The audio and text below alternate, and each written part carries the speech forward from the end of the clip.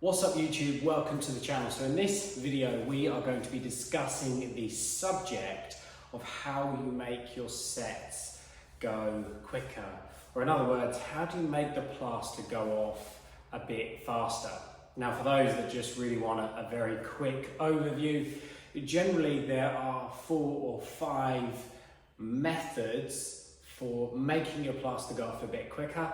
Some are better than others, some you'd want to use in an application, certain applications are not in another. But the general gist of it is the main ways to make your plaster go off quicker is firstly, British Gypsum make a plaster, I think it's called Quick Set, that will probably halve your set time.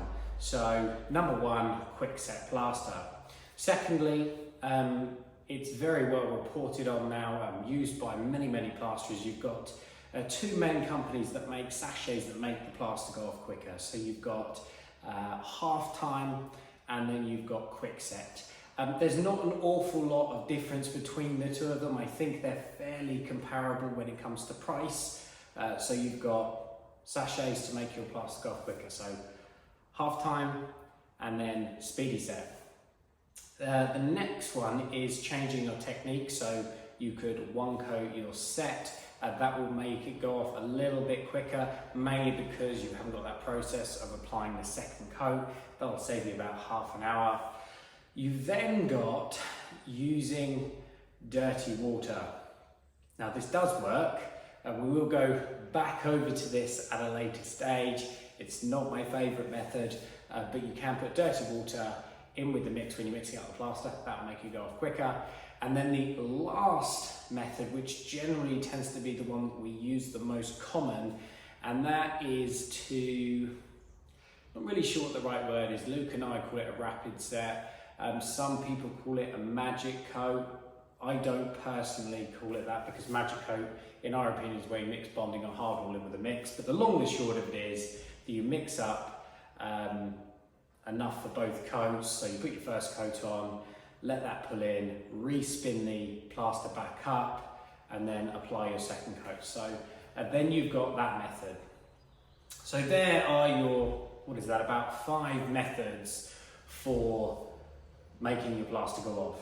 Now, for those that are DIYers or new to plastering, you might not be thinking, why in the world would you want your plaster to go off quicker?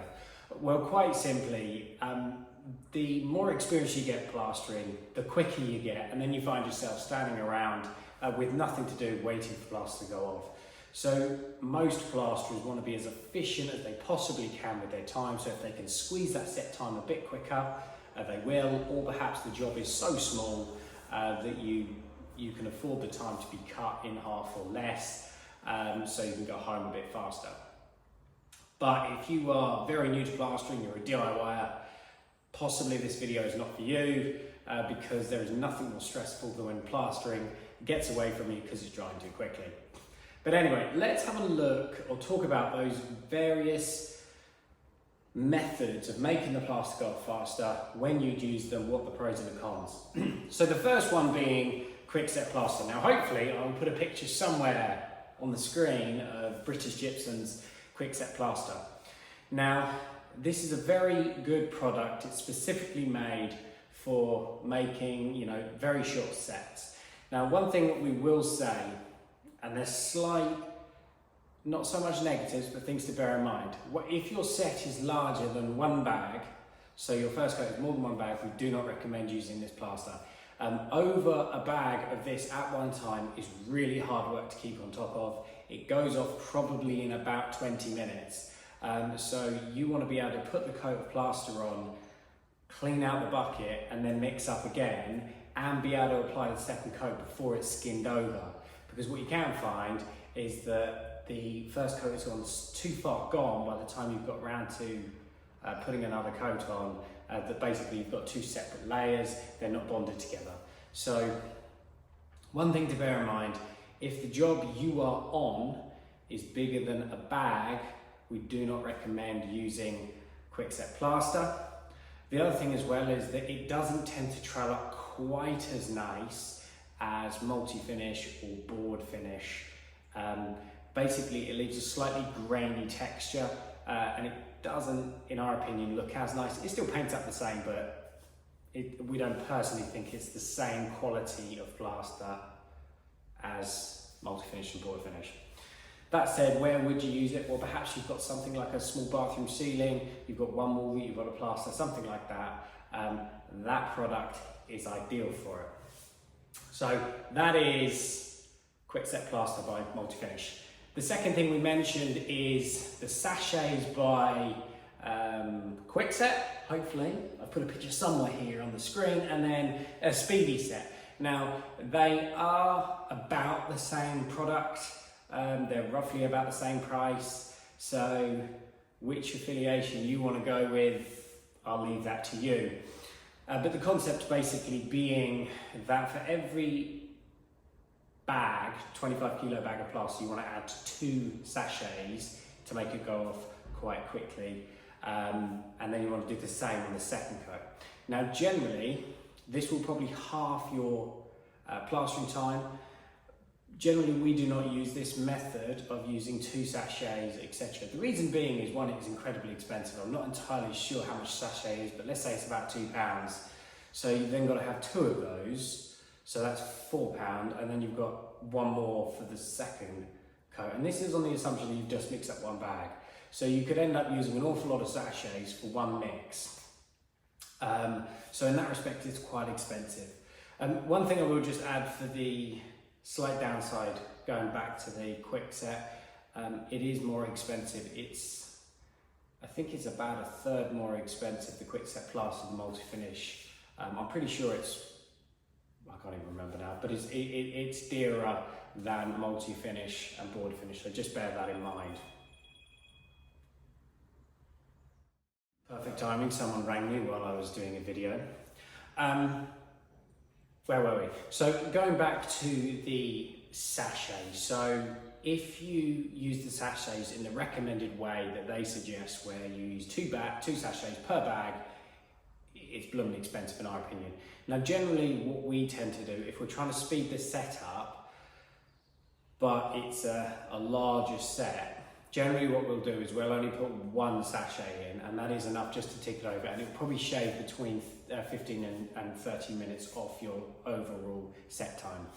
The other thing we generally tend to do more often than not is we only put the sachet in the second coat, not the first, for the same reason that we mentioned about the Quick Set. If that first coat goes off too quickly, it skins over, and then your second layer, your second coat isn't bonded to the first. So you've got 2 separate layers, which is more often than not what causes plaster to blow. So, big downside, it is quite an expensive way of plastering, but it is quite convenient. Like for instance, we do a lot of call out work where it's a patch in a socket, patch in a chase, something like that. What we'll actually do is we'll say mix up a hawk full of plaster, add maybe 1/4 of a sachet, mix that up by hand and apply that. That'll send the plaster off within probably 10-15 minutes. So for really tiny patching jobs, which we're talking less, a hawk or 2, no more than that, they are ideal for that. The third way of getting your set to go faster, I believe I said 1 coat plastering, I think. Basically the concept is you apply the first coat of plaster, the thickness of 2 coats, rule it flat, spray it down, sponge it, blah, blah, blah, blah, blah. What that basically does is saving you mixing up the second time, so it will save you about 30 minutes or so on your set. That said, you'll get a lot of ridicule for this, and if your walls are incredibly rough, this method will not work. But it does, in a way, if you're on board or something like that, on plasterboard, it does save a little bit of time, saves wear and tear on your mixer, saves you mixing up twice. So 1 coat plastering is also an option. The next method, which is very well suggested, and it's actually interestingly the one we recommend the least, is using dirty water. Now this does work. The reason why we don't recommend it is because you cannot quantify the time. So sometimes you'll use dirty water and it won't make any difference at all. Sometimes you'll use dirty water and it will literally go off before you've cleaned the mixer after mixing it up. So that is the downside of it. Now you might be thinking, oh, I'll just use a little bit of water and then the rest clean water. It generally doesn't seem to make any difference whatsoever. So it does work. Generally we don't recommend it because you cannot quantify the time. The last method, and it is actually the method that me and Luke use all the time, and that is to basically spin up the gear after you've applied the first coat. So basically the way we do it is, like, say for instance in this room here, maybe we're running this section wall here, let's say we've mixed up 2 bags. We've flattened it off, we've left it to go off, and there's a bit of plaster left in the bucket. Then when it's time to do your second coat, we'll re-wet the plaster that's in the bucket.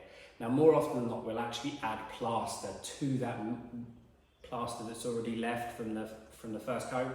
So we'll re-spin that back up. Now what that'll give you is about half the time to be able to apply it. And it will save about 30 to 45 minutes-ish on your set time. Now, there are some pros to this, there are some cons to it. One of the biggest cons being that if the plaster takes ages to skin over on your first coat, so if it doesn't pull in for ages, the plaster goes quite hard in the bucket. Now you can still get it to go, it can almost be rock hard and it still will spin up. What you then find is that it can be quite lumpy. So you have to work pretty hard to make sure that you've mixed it properly. So that's a big drawback. One of the pros, and it's actually one of the reasons why you might consider using it, is let's say for instance you've got a cold start on a day, so on a job, so you've turned up, you've got to do all the prep work, setting beads, PVA, SBR, whatever, and then you've got to start plastering. Like for instance today I started plastering at 10 o'clock. Well, most set times are between 3 and 4 hours depending on how many bags you're putting on. But let's say for instance a 3.5 hour day, you know, it's going to be 5, heading towards 6 o'clock by the time I've cleaned up, packed up and left. So what you can then do is use this method where you are basically using the gear from the first coat to make the plaster on the second coat go off a bit quicker.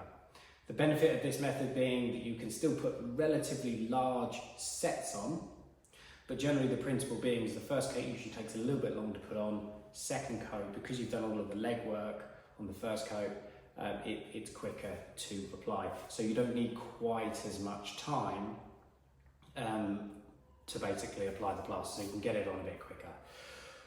So that is generally the method that we use. I started plastering at 10 o'clock today. I'm not entirely sure how many bags I put on in the morning, and I was still ready to go for the second coat at 12:30. So it does make a big difference in being able to speed up those sets. So anyway, there are the general main ways of speeding up a plastering set. Now there probably are other ways that I haven't touched on. These are the most common. As you can see in the video, there are some reasons why you would use one method over another. Not every method works the best. Like for instance, the last method we mentioned, we would never do that for a patching because it takes ages. But if we're just trying to shave half an hour to an hour off each set so we can go home a little bit quicker while still keeping it under control, it works very well. We hope this video has been helpful. Consider giving it a thumbs up and subscribing. We look forward to seeing you on the next one. Thanks again.